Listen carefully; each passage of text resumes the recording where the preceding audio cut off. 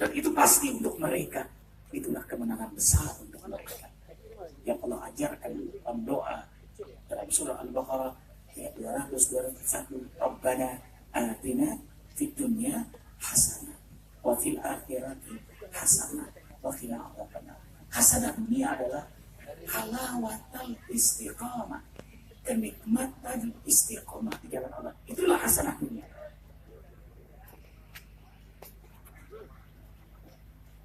Sehingga apapun yang terjadi dalam hidupnya, siapa yang menyertainya, dan semua peristiwa yang terjadi membuat dia semakin hasanah, karena semuanya membuat dia semakin dekat kepada Allah. Itulah barokah.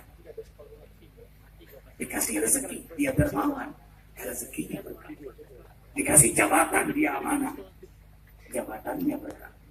Dikasih ilmu, membuat dia semakin rendah hati. Itulah ilmu yang barokah. Dikasih popularitas, membuat dia semakin menjadi teladan, tidak GR, tidak sombong, tidak bangga diri. Itulah popularitas yang berkah. Kasih rumah tangganya bahagia, walaupun istrinya banyak. Polisi nggak boleh, tentara nggak boleh, ustaz boleh, walaupun jenderal nggak boleh. Ustaz, jangan makan ketupat kalau nggak ada minyak. Jangan ngaku-ngaku ustaz kalau belum berpoligami.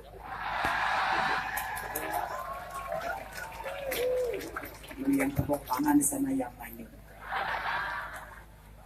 Rumah tangga berkah, aktivitas berkah, bahkan musibah pun membuat dia dekat pada Allah. Kenapa ayahanda sunana orang beriman tuh bahagia banget apa dengan musibah?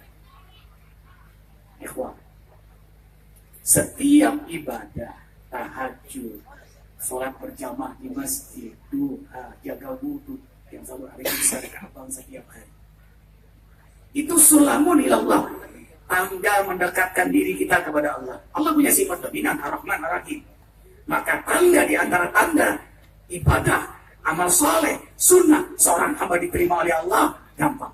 Apa tandanya? Dia makin besar sifat rahmat pada dirinya.